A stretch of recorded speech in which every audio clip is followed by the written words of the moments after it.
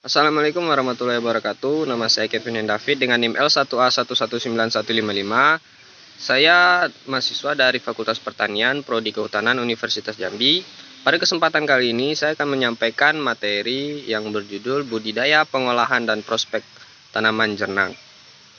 Langsung saja, sebelum kita masuk kepada materi budidaya, pengolahan, dan prospek tanaman jernang, terlebih dahulu kita mengenal tentang jernang. Dalam hasil hutan bukan kayu, jernang ini memiliki nilai ekonomi tinggi. Pada umumnya yang dimanfaatkan adalah rotan atau batangnya. Namun pada rotan jernang yang dimanfaatkan adalah resin merah atau getah yang terdapat pada permukaan kulit buahnya. Resin merah ini diolah untuk dijadikan berbagai macam produk seperti obat dan sebagai pewarna dan lain sebagainya. Dan dari hasil survei tahun 2009 dan 2011, nilai jual resin merah ini mencapai 700.000 sampai 800.000 per kilogramnya. Nah, ini sebuah gambar yang saya dapatkan dari Google, yaitu buah jernang, dan yang di tengah ini proses pengolahannya, dan yang ketiga yaitu hasil olahannya. Jernang sendiri di Indonesia diperoleh dari buah rotan atau yang diberi nama latin Daemonoropsis draco, termasuk suku palma-palmaan. Populasi rotan jernang ini sendiri banyak tumbuh di Sumatera seperti di Jambi, Sumatera Utara, Nanggro Aceh Darussalam, Bengkulu, Sumatera Barat, dan ada juga di Kalimantan seperti Kalimantan Timur dan Kalimantan Tengah. Nama lain jernang sendiri adalah dragon blotch, Kinoret benzoin, jernang mandai, jernang beruang, jernang kuku, getah badak, getah wara. Itu nama lain jernang. Nah, kemudian langsung masuk pada budidaya jernang. Yang pertama adalah syarat tumbuh. Tanaman rotan jernang tumbuh pada ketinggian 150 sampai 200 meter di atas permukaan laut pada tanah potsolik merah kuning. Suhu udara optimal untuk pertumbuhan tanaman ini 22 sampai 32 derajat Celcius. Kelembapannya bisa mencapai rata-rata 81%, intensitas cahayanya sekitar 56%, dan curah hujannya harus di minimal 1450 sampai 2000 mm per tahun. Dengan bulan kering dan bulan basahnya masing-masing 5 bulan. Untuk pemilihan benih, rotan jernang memiliki kondisi struktur benih tidak berbeda jauh dengan jenis rotan lain. Benih akan tumbuh didahului dengan menonjolnya badan embrio dari badan benih sebagai bentuk bertambahnya jumlah sel. Selanjutnya terdiferensiasinya sel menghasilkan akar primer atau radikula yang bergerak ke bawah. Dan setelah akar tumbuhan berperan dalam penyerapan hara akan diikuti dengan terdiferensiasinya atau calon tunas batang yang akan bergerak ke atas untuk mencari cahaya. Kemudian teknik perkecambahan buah rotan jernang dapat dilakukan dalam dua cara, yaitu menggunakan bedeng atau bak tabur. Benih bersih ditebarkan dalam bedeng atau bak tabur dengan media kompos organik dan sekam padi dengan perbandingan 2:1. Kemudian yang kedua, teknik penyekapan. Benih bersih direndam 2 kali 24 jam dan dimasukkan ke dalam kantung plastik bening dan disimpan pada tempat yang tidak terkena cahaya matahari secara langsung.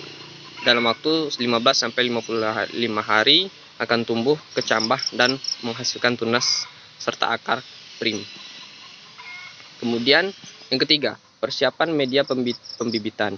Media pembibitan adalah campuran media tanah dengan kompos organik 1:2 dengan pemberian NPK sebanyak 5 gram. Dengan media tersebut menghasilkan persen tumbuh bibit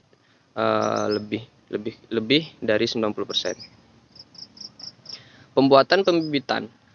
Kecambah yang telah dipindahkan dalam polybag disimpan dalam bedeng sapi hingga siap tanam. Pemeliharaan khusus berupa penyiraman minimal 2-3 hari sekali dan bibit siap tanam setelah bibit berada di pembibitan selama 6-9 bulan, dan kemudian baru kita bisa melakukan penanaman. Dan lahan yang digunakan untuk budidaya rotan jernang ini tidak memerlukan pengolahan secara intensif.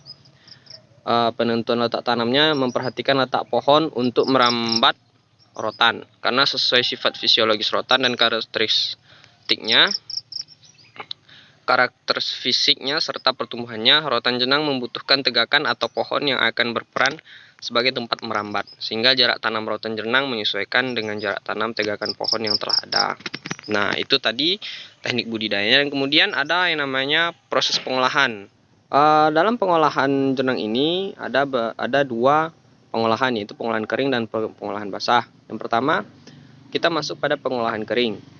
Pada pengolahan kering kita memiliki alat dan bahan seperti yang pertama kunju, yaitu sejenis keranjang dari rotan untuk tempat jenang, kemudian ambung digunakan untuk mengguncang jenang, dan kemudian pengguncang sejenis kayu yang digunakan untuk pengguncang jenang tadi seperti pada gambar yang slide ketiga, dan kemudian bambu untuk menempatkan dia di lumbung, dan kemudian plastik penampung hasil olahan. Untuk cara kerja pengolahannya sendiri, buah jenang yang sudah dipanen kemudian dipetik satu persatu dari tangkainya, dimasukkan ke dalam ambung, kemudian diguncang atau ditumbuk dengan kayu dengan tekanan yang tidak terlalu keras. Hasil guncangan ditampung dalam plastik dalam waktu sekitar 3 menit akan menggumpal keras atau mengeras. Kemudian yang selanjutnya ada yang namanya pengolahan basah. Pengolahan basah ini merupakan kelanjutan dari pengolahan kering dengan tujuan untuk mengambil lulun sisa buah jenang. Yang pertama itu caranya, buah jenang ditampung dalam wadah berisi air, kemudian ditumbuk secara perlahan sampai lulunnya tidak tersisa lagi. Yang kemudian didiamkan selama setengah jam dan lulunnya akan mengendap ke bawah. Endapan jenang dikeringkan selama beberapa hari.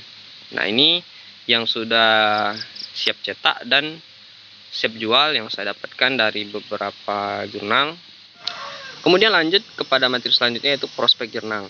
Perekonomian rotan jenang Cina, Thailand, Singapura, Hong Kong, di mana mereka memerlukan getah jenang lebih dari 400 ton per tahun. Nah, Indonesia saat ini dapat mengekspor getah jenang hanya 27 ton per tahun. Itu pun sebagian hasil pencarian buah jenang dari dalam hutan. Penyebaran jenang di Indonesia berada pada hutan Pulau Sumatera seperti Jambi dan pedalaman Riau dan Kalimantan, itu Pontianak. Dari 100 kg buah jenang didapat 3-5 kg getah jenang dengan harga per kilogram saat ini mencapai 1-2 juta rupiah.